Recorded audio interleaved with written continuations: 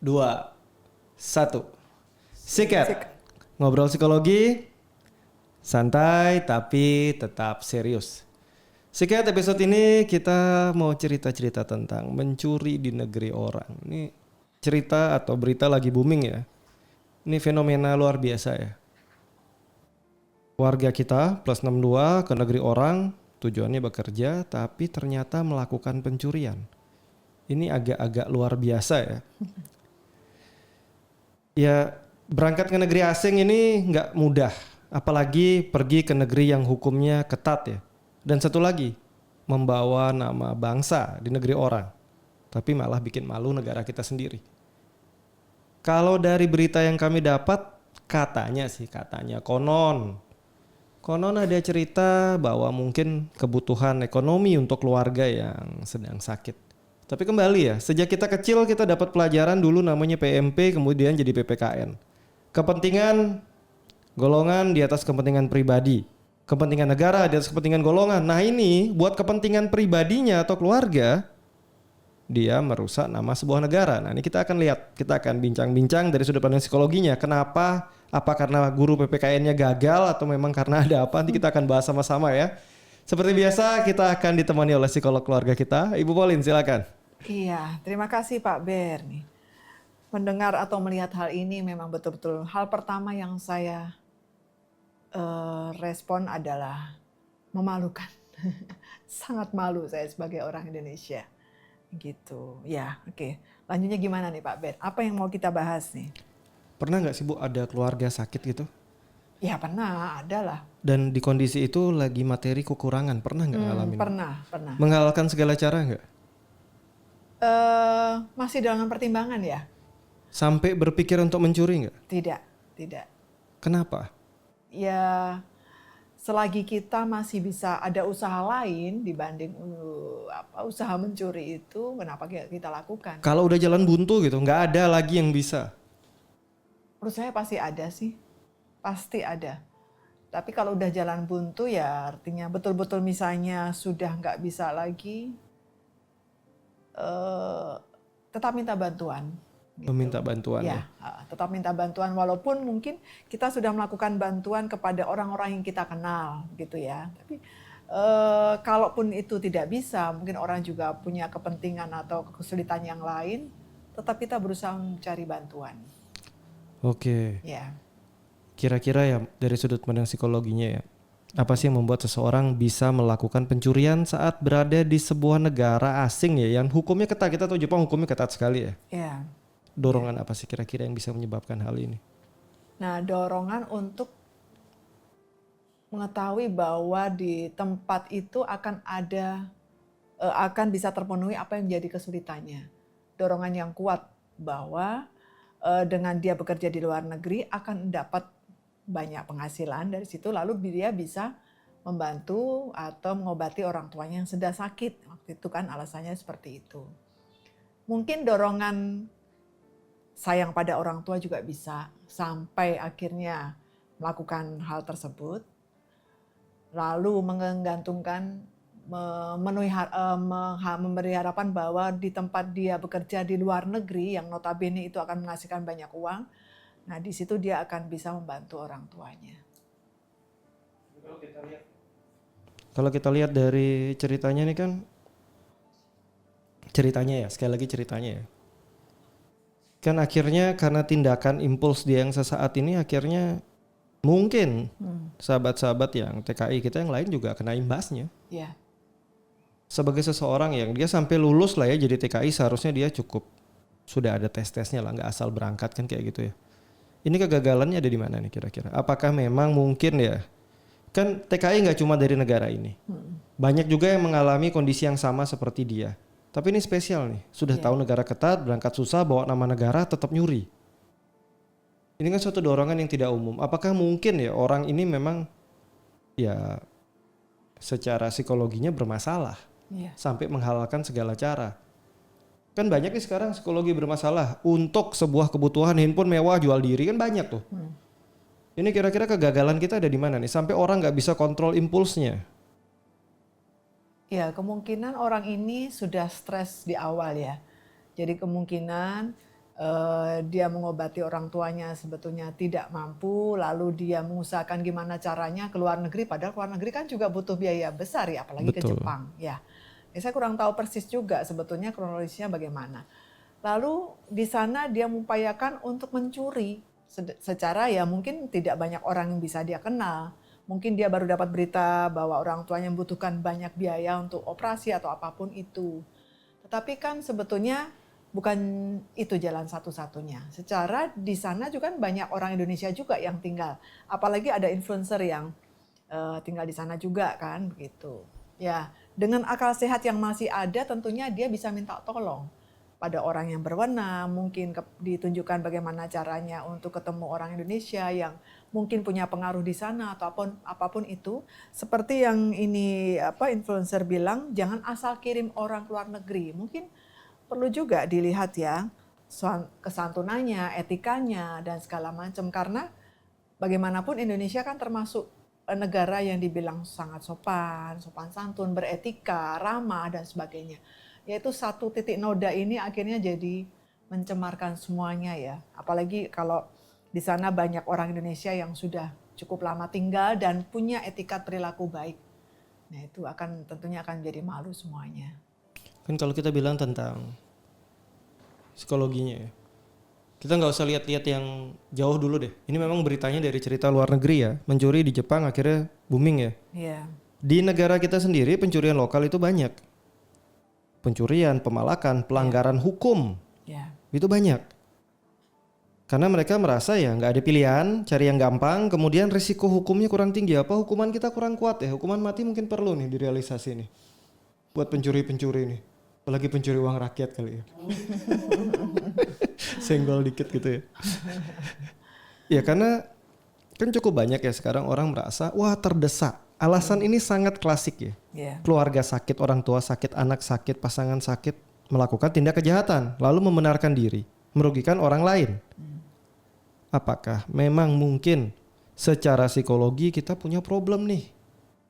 Negara ini dengan kondisi psikologi negaranya, di mana orang-orang yang akhirnya menyerap kondisi psikologi yang kurang benar ini dan dibawa sampai ke negara asing. Padahal kan kita sudah punya wajib belajar zaman dulu. Saya rasa landasan moral kan kita negara beragama katanya. Negara beragama masa nggak diajarin sih landasan agamanya benar-benar lemah sekali. Sampai merugikan orang lain, mencuri, merusak nama negara demi sebuah kepentingan pribadi. Kan kondisi ini bisa jadi ada suatu problem di psikologinya ya. Dan ini sepertinya sudah bukan cerita 1-2 kali lah pencurian di negara ini. Banyak ya. Motor taruh sebentar, hilang. Helm taruh sebentar, hilang. Gerbang hilang bahkan. Dikiloin nih. Loh. Sendal hilang.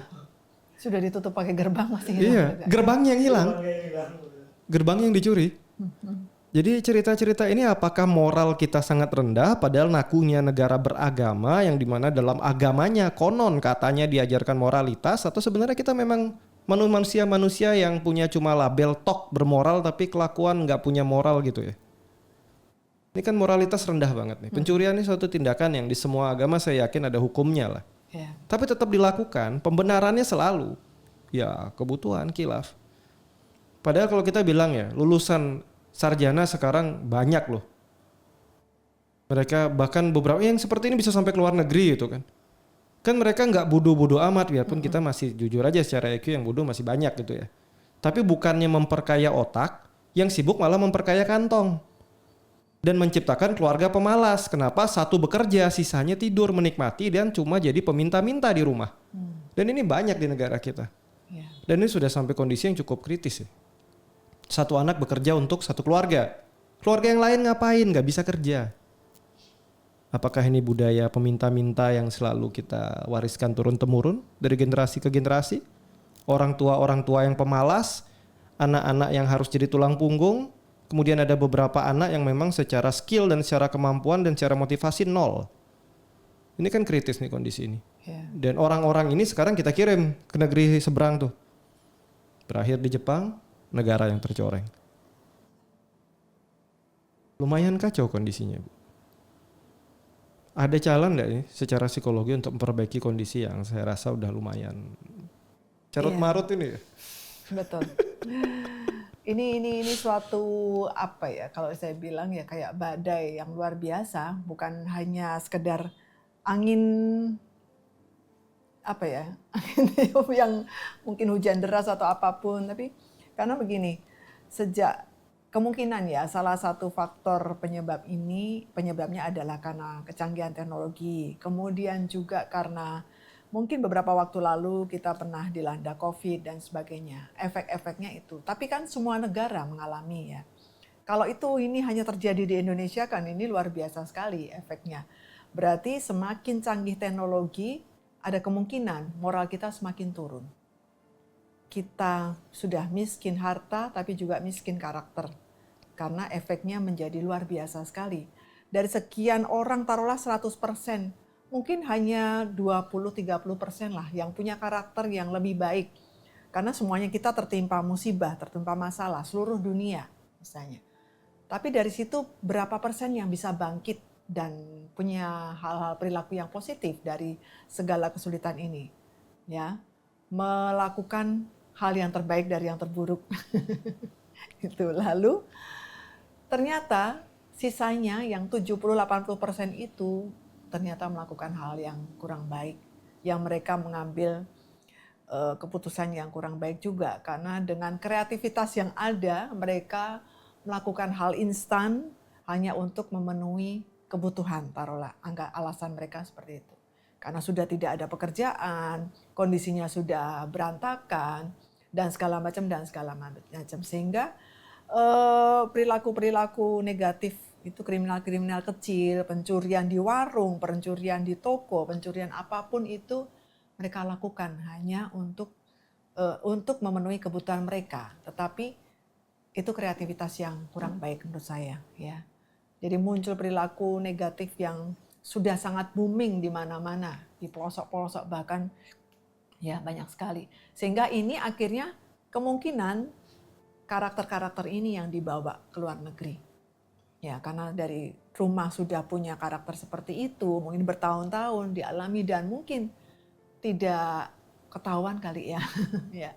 Sehingga dia mencoba, oke lah, pas saya lagi ke luar negeri nih, ada alasan kalau orang tua lagi sakit dan segala macam, dia mencoba dan ternyata gagal. Ya, itu karakter kita yang luar biasa yang saya bilang tadi, bahwa dengan kecanggihan teknologi yang makin canggih ternyata kita menjadi semakin miskin, karakter kita semakin tidak baik. Padahal kan kita sudah mewajibkan ya. Zaman dulu ada wajib belajar 9 tahun. Setelahnya kalau nggak salah di pemerintahan sebelumnya, pendidikan moral, pendidikan mental, di mana-mana digaungkan. Seminar-seminar, pelatihan-pelatihan, mulai dari yang sifatnya individu sampai yang sifatnya publik di sekolah-sekolah. Hasilnya masih nol ya. Yang salah siapa nih? Orangnya yang melakukan. Kalau kita bilang orang tua, pendidikan moral yang mengkhusus kan sekolah-sekolah yang mengadakan. Berarti para pendidik kita juga andil menciptakan generasi yang seperti ini, atau mungkin pendidiknya juga sama aja nih. Dana bantuan pemerintah masuk kantong. Yang penting kaya kantongnya, otaknya miskin nggak apa-apa. Kita banget nih. Kalau punya uang banyak buat apa? Beli rumah, beli mobil, bahagiain orang tua. Bahagiain otak kapan? Gak ada, gak perlu. Yang penting ada otot. Kapan majunya ya? Yeah. Kapan majunya? Bahkan saya banyak lihat konten-konten di luaran yang masih luar biasa ya. Semuanya dinilai dari segi materi, sudut pandang. Aku punya ini, aku punya itu.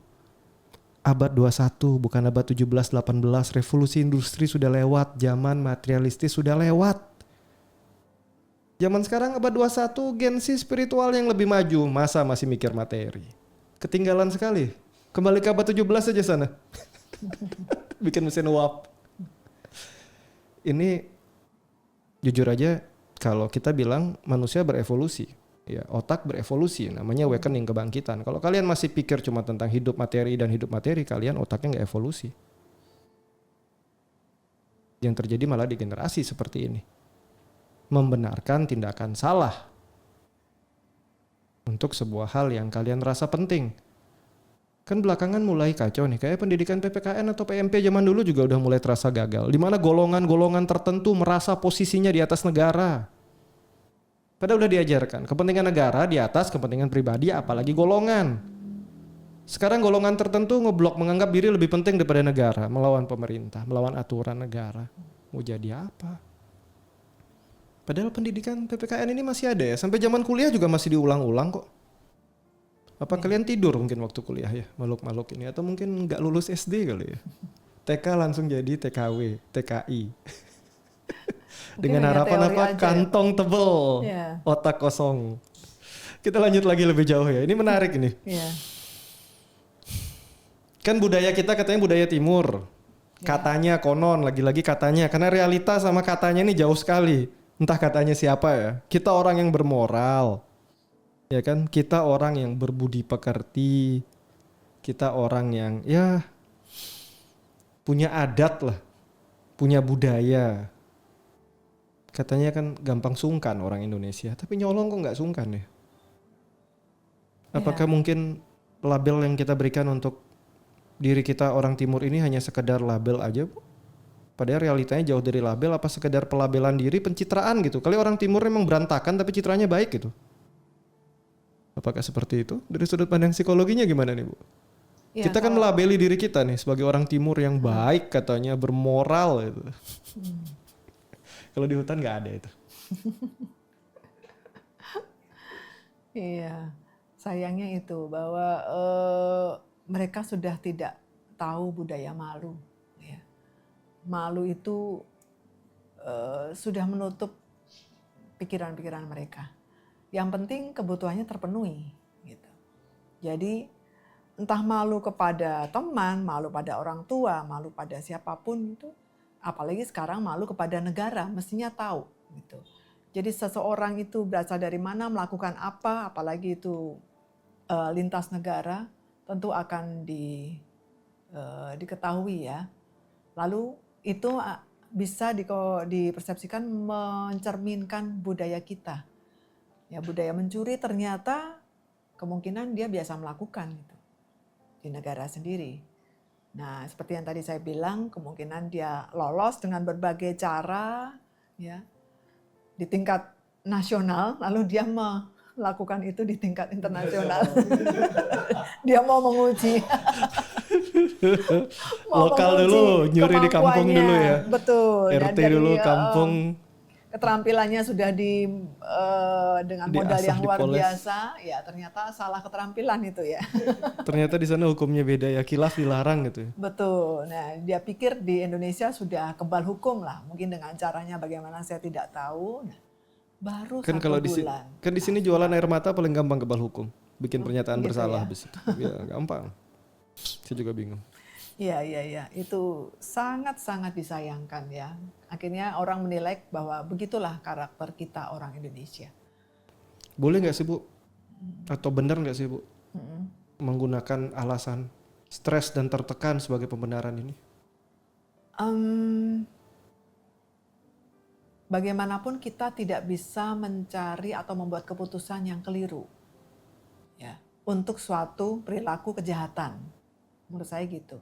Oke, orang boleh stres, boleh cemas, boleh depresi ya karena satu masalah. Tetapi ternyata solusi yang dia lakukan atau solusi yang dimunculkan itu adalah suatu perilaku yang tidak baik. Nah, itu yang salah Pak Ber. Katanya ke Jepang mau cari rezeki halal ya, tapi ternyata cari jalan pintas. Visa kerja apa bisa nyolong kali yang dia punya. Ya, itu juga. Banyak faktor. Kalau kita mau bikin perubahan ya dari kondisi ini ya, pasti harus cari yang paling dasar dulu dong. Dari saat manusia itu dilahirkan ke dunia ini, manusia kan mencontoh, mengcopy. Ya dari level yang paling dekat dulu lah, orang tua. Kita panggil orang tua lagi nih, sukaan Pak Sutradara. Pak, salahnya siapa Pak? Bu, kalau dari sudut pandang psikologinya bisa dibantu deh nih Bu, kasih masukan Bu. Dari level paling dasar dulu deh, kita akan ulas naik nanti ke tingkat yang lebih jauh sampai internasional kali ya. Kita mulai dari level paling kecil lah, lokal, scoop lebih kecil dari lokal, keluarga dulu. Ya. Belief seperti apa sih, atau keyakinan seperti apa, atau bentuk pendidikan seperti apa sih yang sebaiknya orang tua tanamkan ke anak-anaknya begitu baru lahir? Ya, tentunya nilai-nilai positif lah, ya, kebiasaan pola asuh yang baik, ya. Kalau itu dengan orang tuanya sendiri berarti dengan orang tuanya. Kalau tidak ada orang tua berarti orang dewasa sekitarnya, ya, banyak hal ya, mungkin juga pengasuh atau kakek, nenek, atau di tempat panti asuhan atau apapun itu. Tentunya orang dewasa sekitarnya yang punya nilai karakter yang positif, yang baik, dan ingin memberikan hal-hal yang baik pula untuk anak-anaknya kelak suatu saat, ya, itu pasti akan memberikan yang terbaik juga. Taruhlah tidak harus dari sifatnya yang baik, tetapi dari lingkungan. Nah, bertambah usianya nanti dia akan bertemu dengan lingkungan sekolah, lingkungan kegiatan lain, dan seterusnya, pekerjaan dan sebagainya itu. Kalau dari keluarga? Mm-mm. Jika dari keluarga tadi ya, Ya, diizinkan, kan paling enak ya, baby sister paling murah itu adalah tablet ya, ataupun mungkin handphone ya.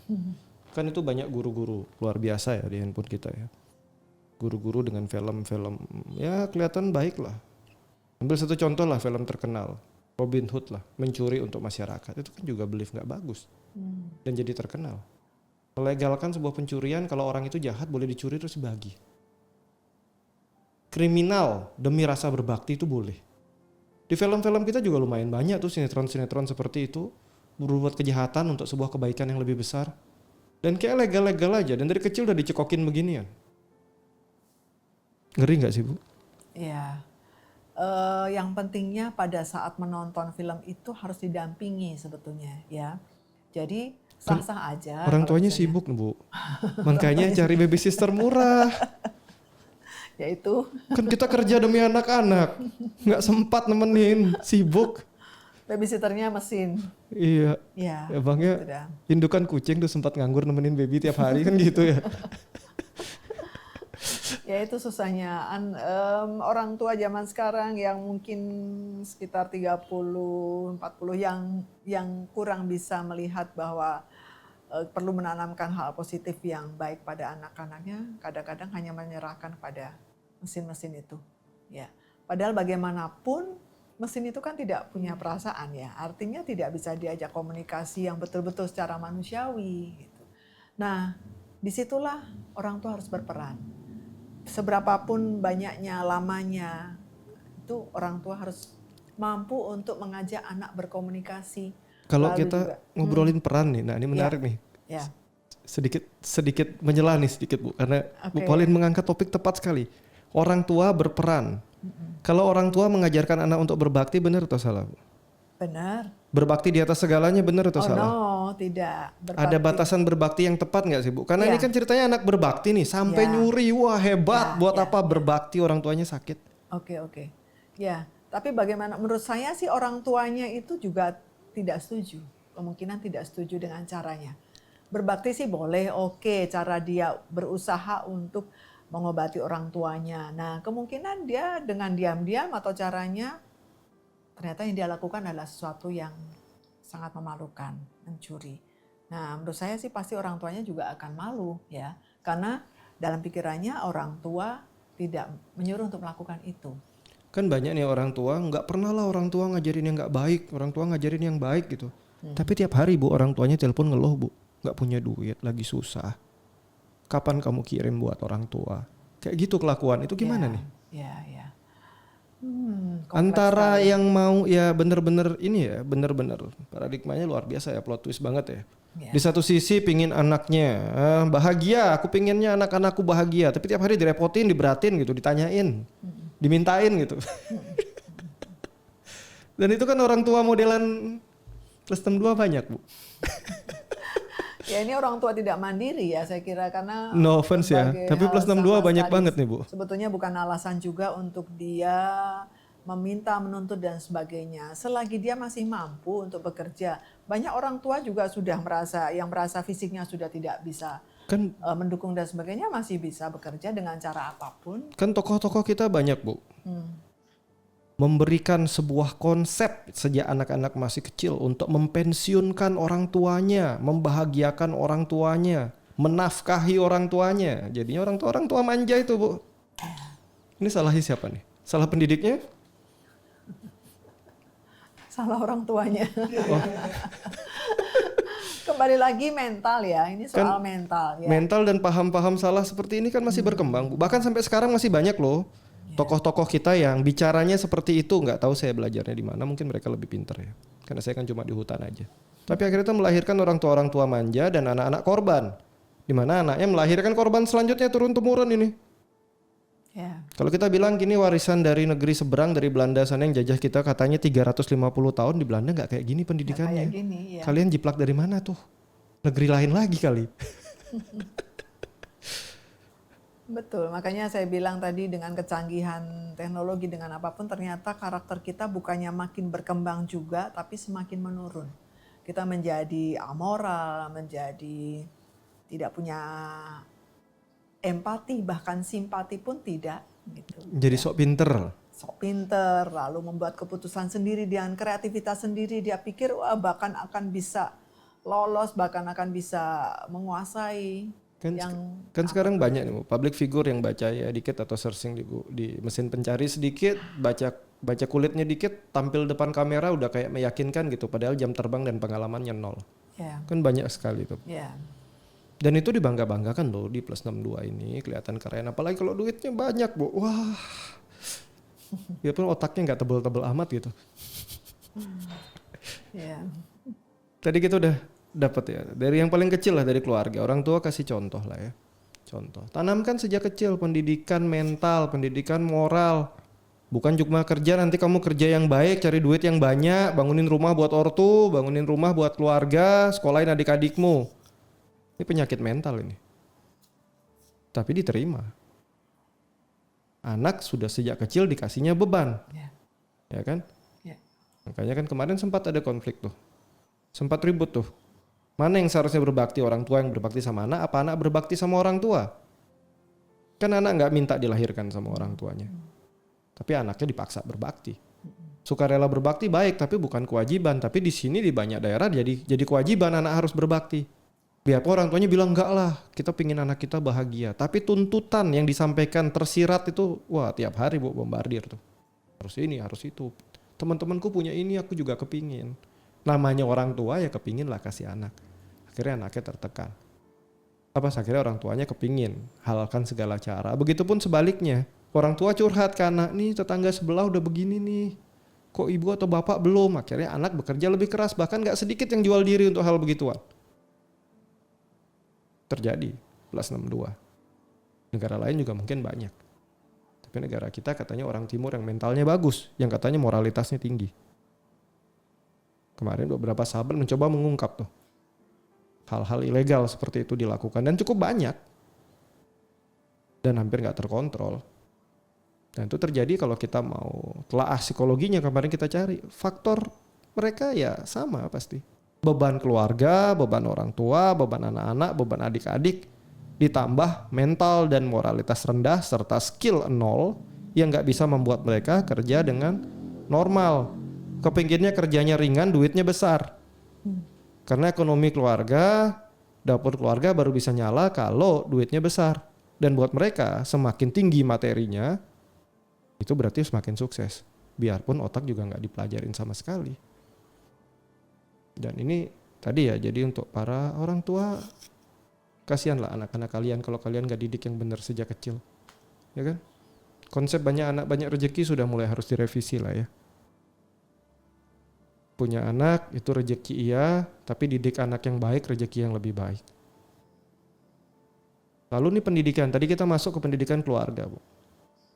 Sekarang kan banyak tuh daycare itu, menjamur ya.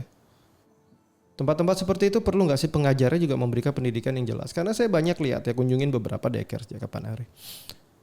Anak ditaruh di sana, nggak lama yang jaga si anak, tapi sibuk sama handphonenya. Scroll, beritanya keluar keras, yang dia tonton juga bukan berita positif, dan tidak ada yang mengingatkan karena dia cuma pikir jaga bayi tidur. Tapi sebenarnya kan cerita itu udah masuk ke bawah sadar si anak-anak kecil itu.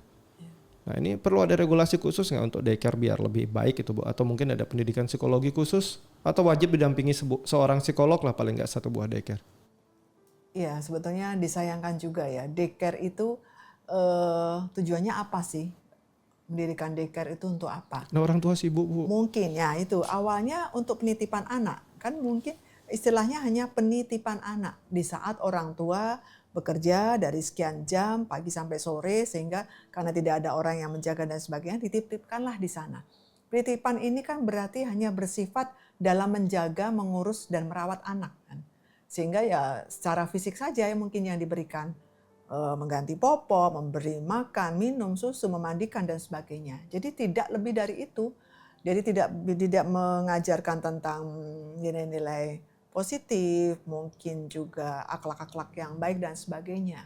Nah, tugas mereka mungkin juga hanya seperti itu, toh mungkin secara nominal honornya juga secukupnya itu ya. Gitu. Ya itu yang mereka lakukan. Jadi selama anaknya oke-oke aja, tidak ada bekas jatuh atau apapun ya anaknya oke, anaknya makan, sudah mandi dan sudah beres. Nah sebetulnya selebihnya itu juga adalah tugas orang tua gitu setelah dikembalikan lagi. Ya kemungkinan itu ya jawabannya karena kan kalau saya lihat Tapi daycare kalau ini sama orang tuanya penitipan. cuma kembalinya malam, cuma nemenin tidur gitu aja, Bu. Ya Dan di daycare 1 hari penuh dengan berita handphone dan televisi menyala, sinetron-sinetron maha dahsyat. betul. Gimana nih, Bu? Ya itu disayangkan juga karena sebetulnya waktu yang efektif itu adalah saat memang dari pagi sampai sore Kan ya kan di saat sibuk, Bu. anak sibuk itu dah. Kan kita kerja untuk anak-anak. Kembali lagi sibuk orang tua dan waktunya itu sudah dihabiskan dengan kegiatan yang mungkin monoton itu aja. Ya dengan perilaku sehari-hari tidak perlu pakai babysitter, mungkin nenek juga bisa atau anak kecil juga bisa, adiknya, kakaknya melakukan itu mungkin juga bisa. Sama Jadi scroll semua, Bu, nanti. betul, jadi yang menjaga pun ya iPad. sebisanya. Dilema nih. Dilema karena kan sudah pulang anak juga sudah capek ngantuk orang tua juga capek sehingga waktunya itu kan tidak berkualitas lagi. Sisa-sisa waktu itu adalah sisa-sisa untuk mau istirahat. Gitu. Betul. Ya, itu Dan terus saat yang orang tua terjadi. pulang lihat anak kok kayak begini marah-marah, salahin daycare-nya. Atau salahin babysitternya. Kan nggak mungkin salahin iPad-nya. Nanti iPad disalahin gara-gara kebanyakan nonton iPad nih. Gak dikasih solusi tapi berhenti nonton. Terus ngapain anaknya? Orang udah terbiasanya nonton kok. Ya. Nggak dikasih kegiatan. Kompleks hal seperti ini. Tapi ini terjadi ya. Karena ini terjadi penurunan moral yang terus menerus loh. Zaman saya masih agak muda dulu ya. Ngobrolin isu SARA jadi bahan bercandaan. Sekarang dikit-dikit undang-undang ITE. Penistaan agama. Masyarakat jadi super sensitif. Otak-otaknya jadi degeneratif. Apakah ini tanda-tanda kesalahan sistem pendidikan kita juga, Ibu? Secara psikologi nggak dipandu dengan baik mungkin sistem pendidikannya. Hanya sibuk dengan nilai yang tinggi, semuanya di rating, dapat nilai A, dapat nilai 9, 10 yang terbaik, mau moralnya rendah, bukan urusan guru-guru. Anak-anak yang kelakuannya berantakan, aneh, yang penting nilainya tinggi tetap lolos. Tapi anak-anak yang perilakunya baik, yang punya empati, dan dicap kurang pintar, nggak dinaikkan kelas. Ataukah sebaiknya mungkin perilaku ini juga ada nilainya, Bu, untuk syarat naik kelas? Iya, beberapa sekolah sekarang sudah melakukan itu ya. Jadi sebetulnya sebagai pendidik terutama itu tidak hanya secara teori, nilai-nilai di atas kertas saja. Jadi perilaku pun perlu dilihat. Dan kalau memang betul-betul pendidik yang benar, tentunya dia punya pedagogik ya, artinya ilmu-ilmu untuk bisa menuntun lah, mendampingi para murid, para siswanya untuk menjadi lebih baik. Karena mereka itu kan berasal dari berbagai keluarga ya, tentunya dengan pola asuh yang sangat beragam. Nah, bagaimana caranya menyeragamkan semua itu dalam sekian jam di suatu komunitas yang namanya sekolah. Itu memang tidak mudah. Tentunya guru itu pun harus punya rasa empati yang besar, ya, cinta yang besar juga, tangki cintanya juga harus besar. Lalu juga rasa untuk mengasihi, menyayangi itu juga besar. Artinya kalau ada beberapa yang kurang pas, itu tentunya harus ada minat yang kuat untuk bisa mengubah, ya. Dan tidak hanya perhatian pada yang ya orang yang berkecukupan, tetapi juga yang rajin, yang mungkin tanpa ada masalah, sering tidak ada masalah dan sebagainya, itu tentunya juga harus diberi perhatian. Itu yang kadang-kadang lupa. Cuman memang mungkin karena mental juga, jadi beberapa guru itu sudah tidak melihat itu, tidak memberikan itu, karena mungkin faktornya juga sudah faktor uang. Lagi-lagi ya, Ya, faktor uang. Bu, uang ini penting nggak sih Bu? Kok kayaknya semuanya salahnya uang gitu ya? karena uang orang bisa mencuri Ya sampai karena ke luar uang orang negeri. bisa mencuri, karena kan ini juga jadi sesuatu yang memprihatinkan ya, dimana sampai hari ini generasi kita, generasi setelah kita masih sebagian besar lah orang-orang juga masih menganggap pencapaian materi adalah segalanya. Beberapa mulai baik, biarpun baiknya juga belum tentu kadang baik-baik banget gitu ya, mulai ke spiritualitas melenceng juga banyak, tapi awakening lah, pola pikir lebih maju. Hidup ini bukan tentang mengumpulkan paling banyak. Makna kata sukses sudah belakangan bergeser. Kalau dulu kata sukses adalah mereka yang berhasil menciptakan sebuah karya bermanfaat buat manusia, buat kehidupan. Kalau sekarang sukses jadi yang ngumpulin paling banyak. Ini kemunduran otak nih Bu. Ya. Kemunduran budaya. Di semakin maju budaya, mereka berpikir bukan ngumpulin banyak, bukan serakah. Harus punya tabungan segini, harus punya mobil atau rumah dengan harga segini. Itu pemikiran abad 17, 18. Sudah kelewat. Ya kan? Tapi kan masyarakat kita begitu booming dunia online, yang dicari berita-berita flexing seperti itu. Dan kepingin jadi seperti itu. Dan lupa akhirnya, lupa. Lupanya apa sih? Lupa belajar yang lebih baik. Ya kan? Tadi dari segi keluarga udah. Dari segi pendidikan lah, sejak dasar juga sudah. Kemudian ke masyarakatan ya Bu, yang lebih luas. Kalau pendidikan di sekolah mungkin masih bisa terkontrol dengan cara apa mungkin. Sekolah dilengkapi sistem yang lebih baik, pemantauan yang lebih ketat, penanaman konsep dan pengetahuan yang lebih baik. Silabus pendidikan yang juga mulai menekankan hal-hal berkaitan dengan moral, berkaitan dengan pola pikir. Ya kan? Lalu sekarang kalau hal yang lebih luas Bu, masyarakat. Sebagai seorang psikolog Bu, Ya. apa sih yang bisa dibantu untuk memperbaiki ini untuk masyarakat kita? Ya, untuk di masyarakat lingkungan yang lebih luas dari keluarga, tentunya kita bisa memilih dan memilah dengan siapa kita akan berkomunitas ya, berkumpul. Artinya kalau memang kita itu tahu bahwa perkumpulan kita itu dengan anak-anak yang memang atau teman-temannya memang berkualitas secara kepribadian, suka melakukan hal yang buruk dan sebagainya, ya kita sebaiknya tidak ikut berkumpul dengan mereka, karena itu tidak akan menambah hal-hal positif dari diri kita, nilai-nilai positif untuk diri kita. Nah, tentunya kalau kita semakin dewasa, tentu kita bisa memilih dan memilah lagi. Oh, ini kita kumpul dengan orang-orang yang memang memikirkan masa depan, tidak hanya memikirkan diri sendiri, tetapi juga keluarga dan sebagainya. Tentunya juga kepribadian menjadi lebih baik. Nah, dari situ dengan siapa kita bicara, dengan siapa kita berkomunikasi, dengan siapa kita saling bertukar pikiran, itu akan menambah wawasan seseorang untuk menjadi lebih dewasa, lebih baik lagi. Nah, salah satunya kalau kita bisa belajar dari situ. Kalau kita melakukan sesuatu, tentunya jangan spontanitas, jangan tanpa pertimbangan misalnya gitu. Kita lihat dulu apa efeknya, apa kekurangannya, apa kelebihannya dan segala macam. Dari komunitas itu kan kita bisa saling sharing. Ya, sering-sering sharing lah dengan apa yang kita miliki, mungkin pengalaman orang lain dan sebagainya, jangan sampai terjadi pada diri kita.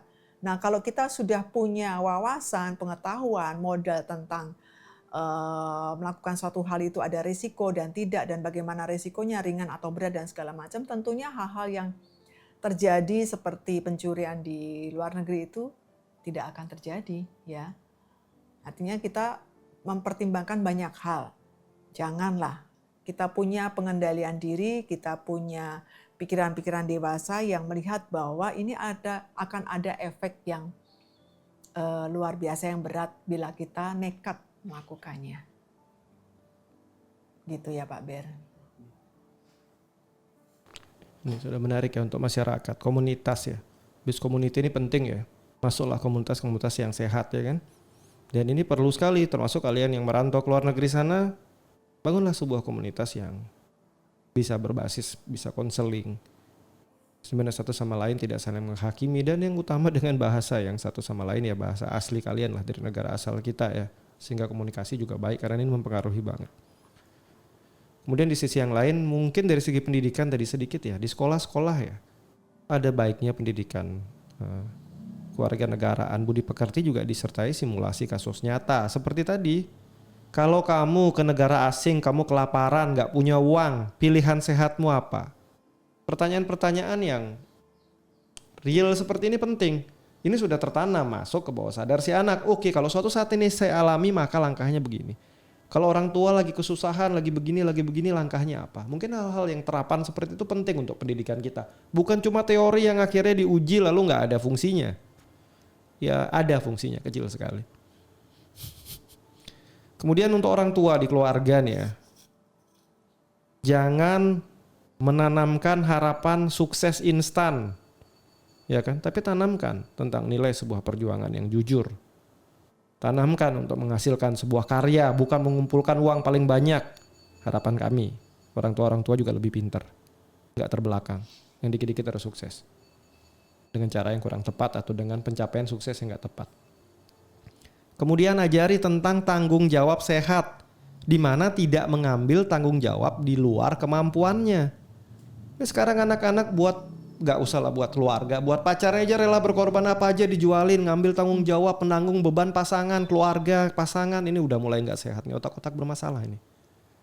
Dan bangga, habis itu ngeluh, terbeban, akhirnya cerai. Banyak. Ngapain? Berpikir realistis lah. Tanggung beban yang kamu bisa. Kalau kamu gak bisa, sampaikan gak sanggup. Itu normalnya. Jangan jadi gak normal.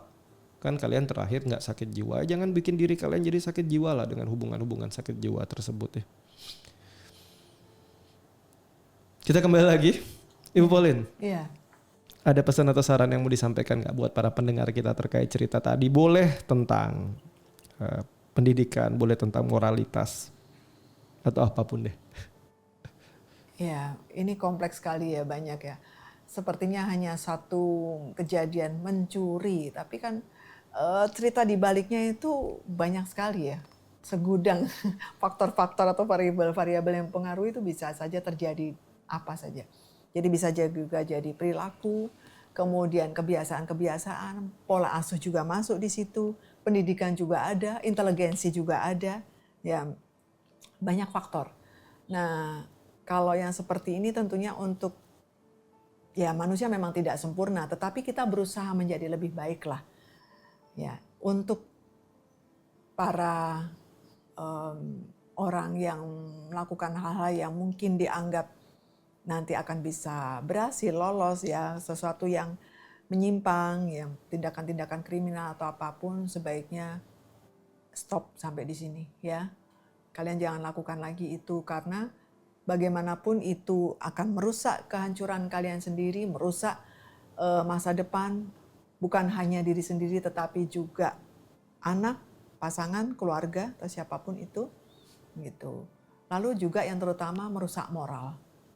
Moral ini tidak hanya moral dalam keluarga tetapi lingkungan dan bahkan moral dalam negara. Sampai kalau ini bisa terjadi seperti yang sudah kejadian itu sungguh luar biasa memalukan ya. Ini belum hal-hal lain yang bisa dimunculkan.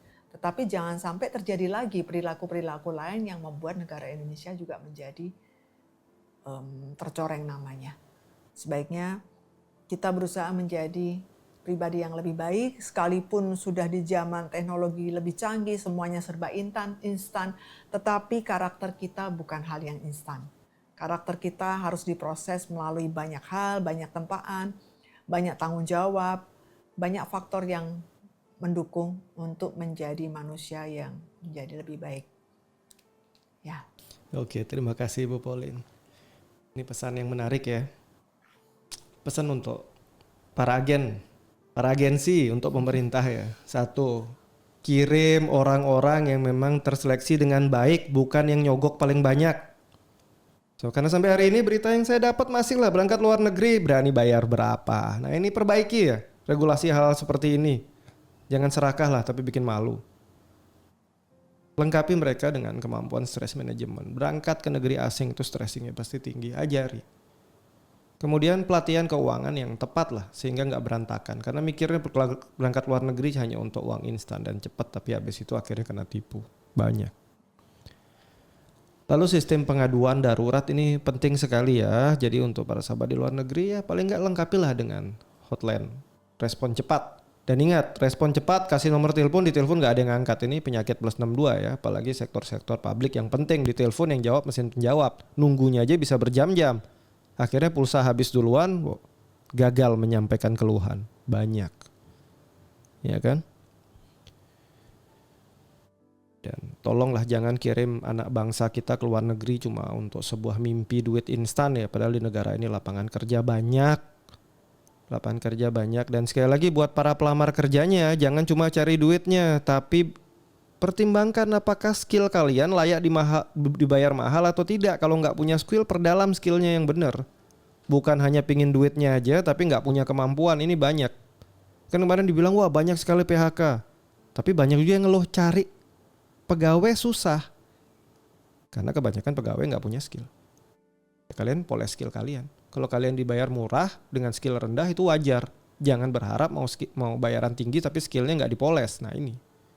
Akhirnya terjadi apa? Pekerjaan-pekerjaan ilegal yang kalian ambil. Dan itu akhirnya kalian menghasilkan generasi penerus kalian yang lebih nggak benar lagi. Perbaikilah. Semoga podcast ini membawa hal yang baik, yang positif ya. Karena cukup memprihatinkan banyak hal yang kita bahas di podcast ini. Dan sudut pandang kami belum tentu benar. Tapi semoga bisa jadi sebuah acuan baru, pemikiran baru tentang kondisi yang sebenarnya yang terjadi di masyarakat. Dari sudut pandang psikologinya. Terima kasih semuanya. Semoga membawa hal yang positif dan baik. Kita akan ketemu lagi di podcast-podcast kami dengan tema-tema lainnya. Terima kasih. Bye-bye.